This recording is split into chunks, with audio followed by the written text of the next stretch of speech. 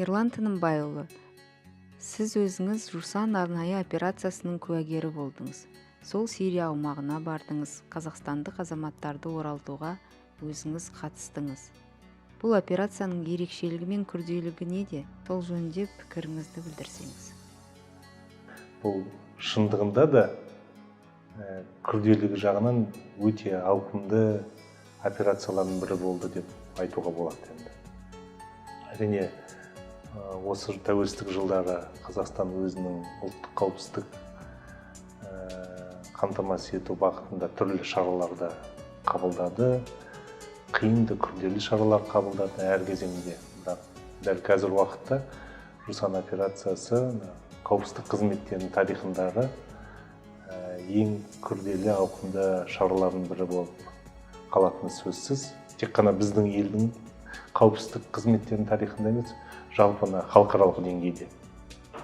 Енді қазіргі уақытта Сирияда осы соңғы 3-4 күннің ішінде ахуалдың күрт өзгеруіне байланысты, ондағы күштердің арақатынасының қатты өзгеріске ұшырауының салдарынан бұндай операция енді түптен жүзеге асырылуы күмәнді, кім тарапынан болса да. Сондықтан енді бұндай операция жүзеге асырылмайтын да болар. Күрделігі оның ауқымдылығында ең алдымен, себебі Сирия конфликтісінің басты ерекшелігі оған түрлі елдердің мүдделерінің араласып жатқаны. Көптеген күштердің мүдделері араласып кетті ол жерде. Тікелей түрде бір-бірімен соғысып, қырқысып жатқан сол жердегі түрлі қарулы топтардан басқа Сирия конфликтісіне сонымен қатар әртүрлі геосаяси күштерде араласып, бұл конфликттің мазмұны күрт өзгеріп кетті. Сириядағы белгілі бір әрекеттерді жүзеге асыру үшін бір тараппен келісу қиын. Ол үшін бірнеше тараппен 5-6, 10 шақты тіпті одан да көп тараптармен келісіп, ол келісімді жүзеге асыра білу керек. Сондықтан Сириядан жүздеген азаматтарды қайтару үшін Қазақстан жағы Сириядағы ең алдымен әртүрлі ішкі жауласушы жақтармен тең келісімге келді бірінші деңгейде. Екінші деңгейде Сириядағы процеске араласып отырған, ықпал етіп отырған басқа сыртқы күштермен, түрлі күштермен келісімге келе алды. Бұл осы жағынан әрине ең үлкен қиын болды. Себебі бұл күштер өзара бір-бірімен қарамайшылықта отырған күштер.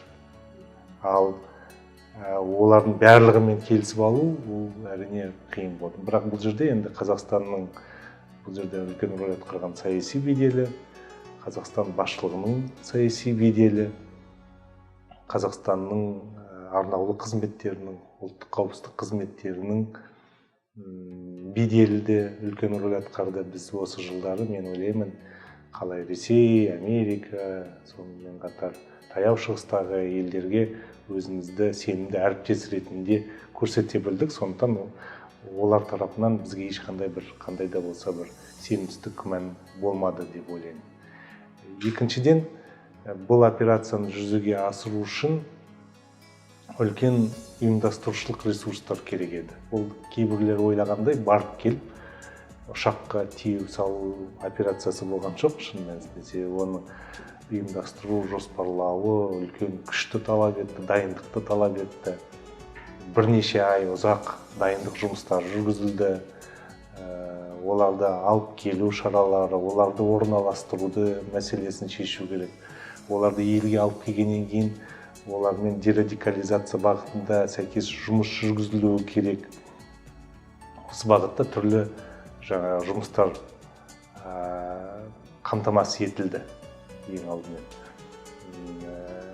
Бұл Жусан операциясын жүзеге асыру бір бөлек, оны жүзеге асырмай тұрып, ең алдымен ертең елге қайтарып келгеннен кейін ол соның ішінде балалармен дерадикализация бағытында қандай реабилитациялық жұмыстар жүргізіледі. Сол бойынша жоспар жасақталды, құрылды. Содан кейін ғана барып, яғни тиянақты кейінгі жағдайды ойластырып алғаннан кейін ғана барып бұл операцияны ұйымдастыру мәселесі қолға алынды. Яғни кейбір жағдайлар болады, бірдеңені бастап алады, сосын оны орындағаннан кейін, ал енді не істейміз деп, жоқ, бұл шаруа қалай жүзеге асады ертең, соны бәрін қамтамасыз етіп алып, жауапты органдардың міндетін, несін бәрін анықтап алғаннан кейін, оны тиісті үкіметтік деңгейде бекітіп алғаннан кейін, оған қаржылық ұйымдастырушылық мәселелердің барлығын жиынтығын шешіп болғаннан кейін барып, енді осы әйелдер мен балаларды қайтару қажеттігі жөнінде мәселе қозғалды. Бірден келісімге ешкім келе қойған жоқ, себебі мемлекеттік билік органдарының арасында да әртүрлі позициялар болды. Алып келуге де қатысты, қайтаруға да, қайтармауға да байланысты позиция жақтаушылар болды. Бірақ түптің түбінде бұл мәселені оң түрде шешімін табылды, себебі ең алдын кезекте бұл жерде тұрған әйелдер мен әсіресе балалар, себебі қаншама азаматтар қайтарылды, оның өзіңіз білесіздер, едәуір басым көпшілігі негізгі елге қайтарылған олар балалар. Егер ол балалар қала беретін болса, енді бұл да басқа әңгіме. Сондықтан бұл өте күрделі операция ұйымдастыру жағынан ең алдымен болды. Оған өте үлкен күш жұмсалды, өте үлкен дайындық жасалды. Бірнеше ай, бірнеше апта бойы тиянақты түрде ол жердегі ертең іс-шаралар қалай жүзеге асуы бойынша сағат-сағаттап, минут-минуттан жаңағы дайындықтар болды. Сол уақытқа үлгеріле ме, үлгерілмей ме деген секілді арнайы әскери ұшқыштардың араласуы талап етілгеннен кейін әскери ұшқыштармен де тиісті консультациялар, олар өз тарапынан дайындық жұмыстары, қандай ұшақ қажеттігі жөнінде, яғни барлығы қамтамасыз етілді. Тіпті жаңа балалардың ол енді алып келу бір бөлек, жол мәселесі бар, оларды азық-түлікпен қамтамасыз ету керек, дәрімен қамтамасыз ету, медицина көмекпен, әрбір бортта жоғары дайындықтан өткен әскери медиктер қамтамасыз етті, яғни барлық жағынан қамтамасыз етті. Тіпті балалардың ойыншығына дейін алдын ала алып қойып, киімдері, жылы киімдері, қыс мезгілі ғой. Сондықтан бұл өте күрделі операция. Ал ерекшелігі неде? Басты ерекшелігі оның гуманитарлық өлшемінде. Бұл жалғыз ғана өлшем. Мен айтамын, басқасын бәрін ысырып қойған өзінде бұл жердегі таразы басында тұрған тек қана бір мәселе болды, ол балалардың тағдыры. Ол балалар ішінде біразы жетім балалар. Олар әке-шешелерінің қателері үшін жауапты емес. Олар қайткенмен біздің балалар. Ол балаларды әрбір бала үшін күресуіміз қажет, болашақ үшін. Бұл мемлекеттің балаларды соғыс жағдайында қалдырмағандығы. Егер ол балалар қала беретін болса, бұл ертең балалардың тағдыры, қаншама ертең адамдардың тағдыры бұзылды деген сөз. Екіншіден, бұл балаларды ертең басқа мақсатта біздің елге де қарсы қару қылып пайдаланбайтынына кім кепіл. Сондықтан бұл операцияның бірден бір мақсаты, ерекшелігі бұл балалар да аман есен қалып. Қалғанның барлығы біз дауласуымыз мүмкін, айтысуымыз мүмкін, келісуіміз мүмкін, келіспеуіміз мүмкін, бірақ ең біріншіден кезекте тұрған балаларды қайтарып алып келген. Балалар қайтарылды, олармен тиісті жұмыс жасалынып жатыр. Сондықтан бұл да бір жағынан сол балалардың амандығы қамтамасыз етілді, екіншіден сол арқылы еліміздің қауіпсіздігінің мәселелері де шешілді. Себебі бұл ертең бізге екі еселеніп, бірнеше еселеніп бізге жаңа формада қауіп төнуі мүмкін еді. Сондықтан кейбіреулер айтып жүргендей, қайтарғанымыз дұрыс болма емес, енді бұл басқа тақырып. Дегенмен де бұл өте маңызды операция болды. Сондықтан бұл жерде ұмытпау керек, әрине бұл қауіпсіздік тұрғысынан жасалынған операция, әскери күштердің тіпті қатысуын талап етілген операция, бірақ мақсаты ерекшелік оның гуманитарлық өлшемінде. Сол үшін де шетелде, халықаралық деңгейде Қазақстанның бұл әрекетін жоғары деңгейде бағалайды. Қазақстан осында жақсы үлгі көрсетті. Себебі қазір Сириядағы жағдай күрт өзгерді. Ол жерде сол аймақтарда, сол әйелдер мен балалар қайтарылған аймақта қазір әскери іс-қимылдар жүріп жатыр. Егер де Қазақстан соны табанды түрде тездетіп жүзеге асырмағанда, қазір бұл әйелдер мен балалардың жағдайы қандай жағдайда болатыны белгісіз. Олар енді біразы сол жақтағы түрмеде немесе босқындар лагерьсінде орналасқан болатын. Күні кеше хабарлар келіп жатыр, әскери қимылдардың салдарынан ол жаңағы лагерь мен орындардағы күзет әлсіреп, бірқатар нелер босап кетіп жатыр деген сияқты. Сондықтан уақытында жүзеге асырылды. Енді уақыт өткеннен кейін көріп отырмыз, уақытында жүзеге асырылған екен. Өзіңіз жаңа айтып өттіңіз, осы жусан операциясын даярлау барысында келіскендер де қарсы болғандар да бар деп. Қоғамда сыңаржақ пікірлер туындап жатты. Көп жағдайда, мысалға, қарсы келіп жатқандар бар. Осы жөнінде не айтар едіңіз? Меніңше басым көпшілік қанша дегенмен түсінеді, қолдайды. Себебі мен енді елдің арасында жүрем. Жусан операциясына байланысты маған да сұрақтар қойылады. Әлеуметтік желілерде де сұрақтар қойып жатады.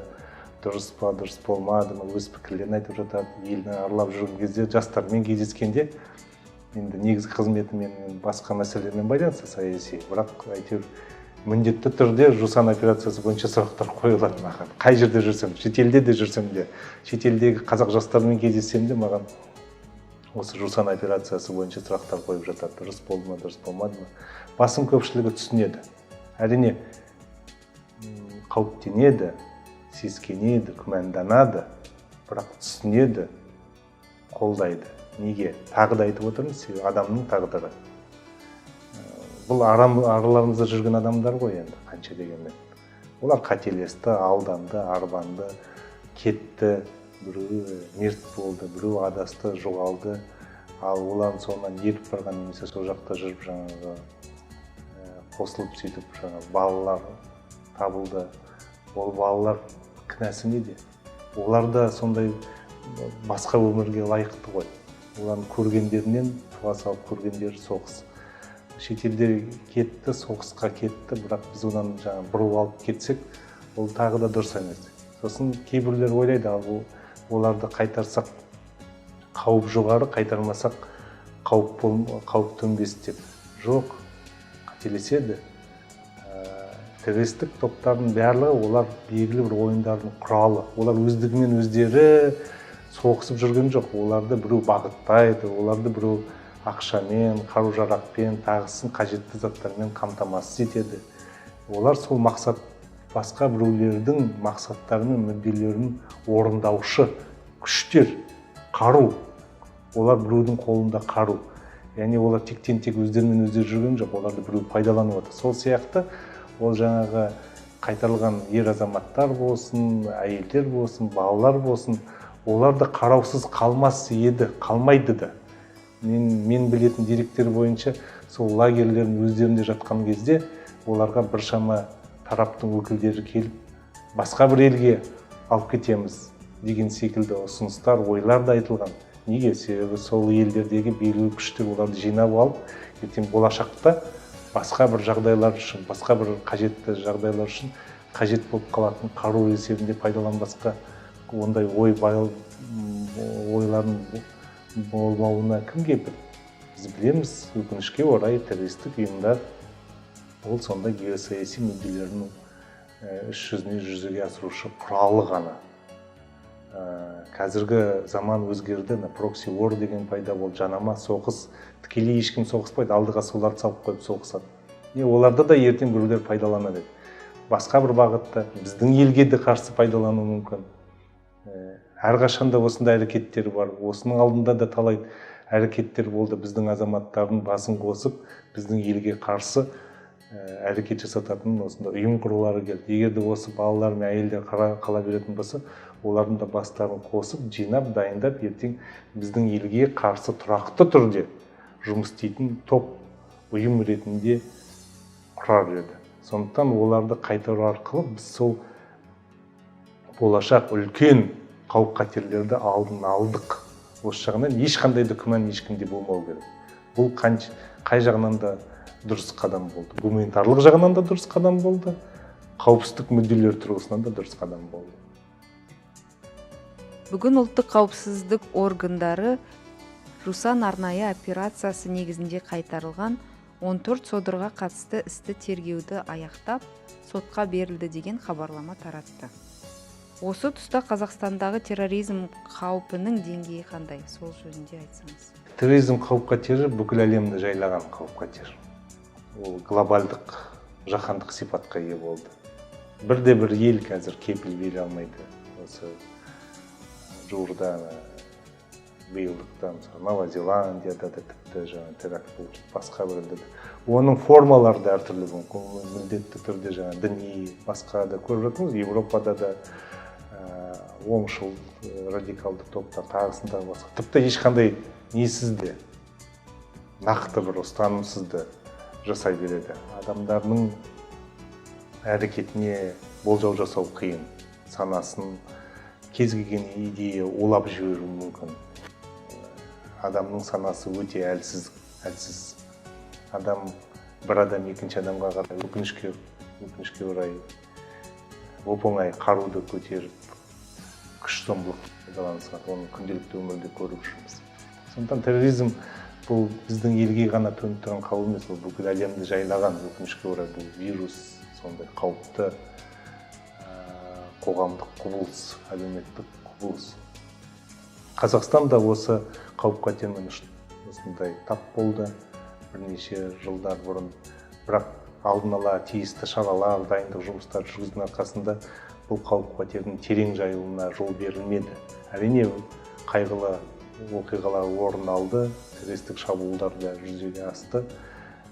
Соңғына 2011 жылға, 12 жылға, сосын 16 жылға Ақтөбедегі теракттер әрине үлкен не болды, соққы болды. Бірақ бұл жерде бір нәрсені айтып өту керек.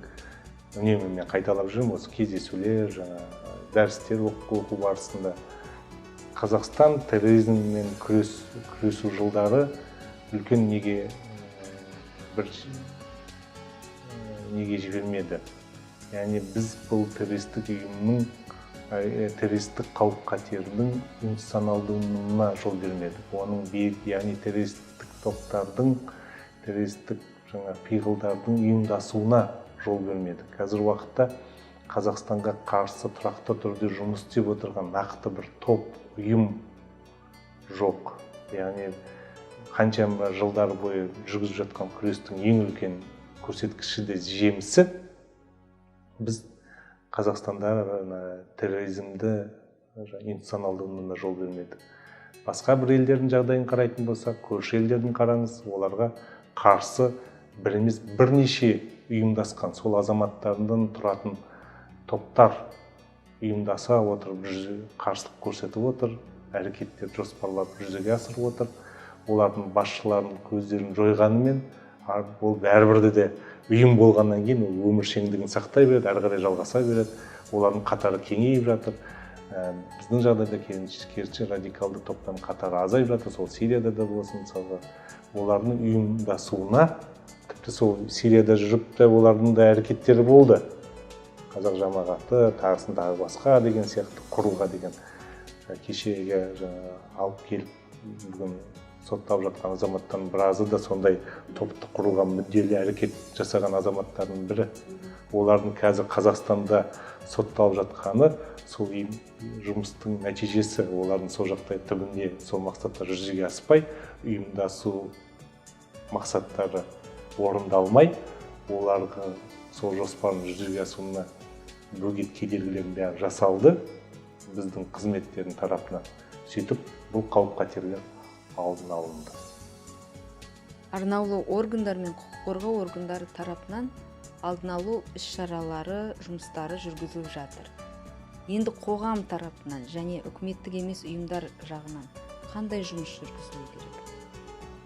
Ең алдымен қоғам тарапынан, азаматтық қоғам тарапынан бұл бағытта мемлекеттің жүргізіп жатқан жұмысымен толық түсіністік болу керек, қолдау болу керек. Яғни терроризм қауіпсіздік мәселелерінде бізде әр жақты ұстаным болмау керек. Қоғам, мемлекет бір жақты түрде күресу керек, табанды түрде.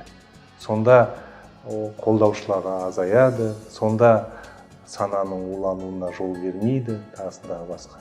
Яғни қандай да бір ақтау, қандай да бір аяушылық деген сияқты болмау керек. Қылмыс, бұл қылмыс. Бұны ешқандай бір немен ақтауға болмайды. Кей кезде көріп қаламыз бұл пікірлерді. Жоқ, бұл қылмыс.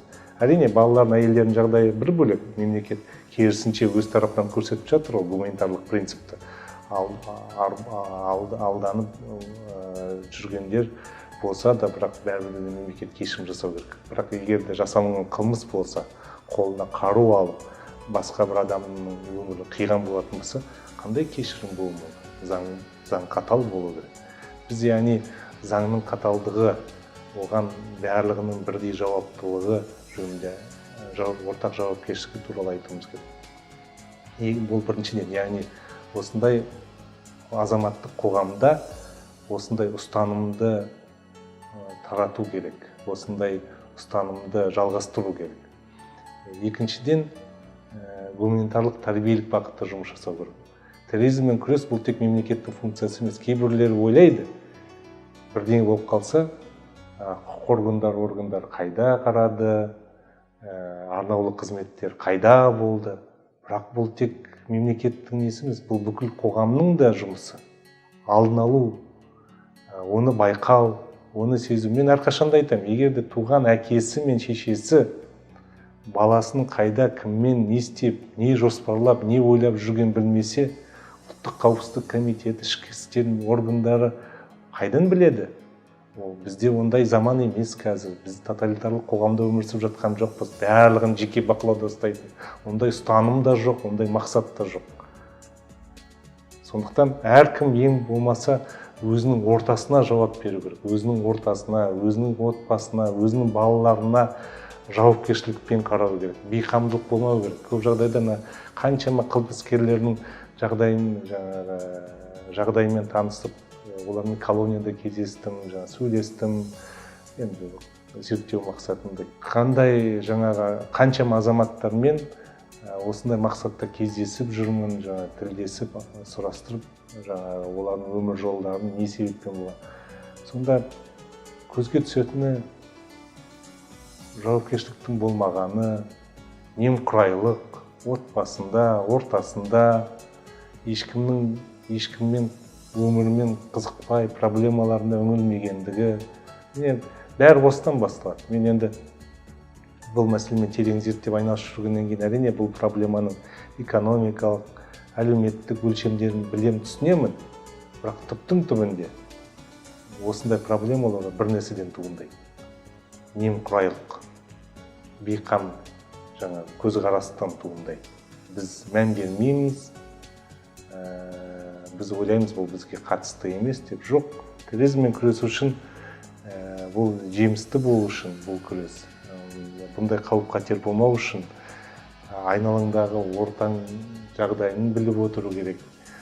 Тіпті көшеде, неде жүрген кезде белгілі бір келеңсіз жағдайларға немен қарау керек, мағына беріп қарау керек. Көптеген террористік актілерді алдын алынды қарапайым азаматтардың өз ісіне жауапты қарауының себебінен. Мысалға бір мұғалімнің өзінің сыныбындағы баланың мінез құлқының өзгергендігін байқап, оның туыстарына хабарласып, оны асырап алған шешесі жағдайы не болып жатыр екен, неге бұл бала сондай екен деп өзінің нағашыларына хабарласып, ауылдағы сөйтіп мысалға анықтап кездейсоқ жағдайға біліп қалады. Немесе Алматыдағы бір оқиға болған, осында террористік акт дайындалатында қылмыскерлер жарылғыштарды дайындап орнатып кетеді, бірақ оны көшені тазалап жүрген қызметкер ол күдікті нәрсені алып, әдейі қоқыс жинайтын контейнерге салып уақытында байқап не істейді. Яғни ол егерде уақытында келмесе, оны мұқиятпен ағаштың арасынан іздеп алып тауып алып соны салып қоймаса, мүмкін ол қылмыскерлердің жоспары жүзеге асармайды. Немесе бір қылмыскер болды, бір әуе компаниясына қызметкерге жұмысқа тұрғысы келген, бірақ кадр қызметіндегі қызметкер оның құжаттарымен танысып отырып, оның құжаттарын дұрыс толтырмаған емес, ал ішіндегі кейбір фактілер оған күмәнді болып, ол неден өткізбей қояды комиссиядан. Қарап отырсаңыз, кішкентай ғана факт, бірақ біз кей кезде білмейміз ғой, біз немен тап болып отырмыз, жақсылық па, жамандық па. Біздің кішкентай ғана бір әрекетіміз, біздің қоқыс тазартып жүріп, ол айтып отырмын ғой, егер де ол ерінбей, жалықпай, әрбір бұрышты тазаламай, таңғы уақытта сөйтіп ерінбей көрінген нәрсенің барлығын жинап тазартып жүрмесе, адал атқармаса, ол ертең қаншама адамдар өміріне не әкелер еді мысалға. Сондықтан мен айтамын, терроризм болсын, басқа да келеңсіз, жағымсыз осындай қауіпті құбылыстармен күресудің бір жолы ол жауапкершілік. Ол ортақ барлығымыздың жауапкершілігіміз. Әр деңгейде жауапкершілік. Отбасыдан бастап қызметтік, кәсіби тұрғыдағы жауапкершілік.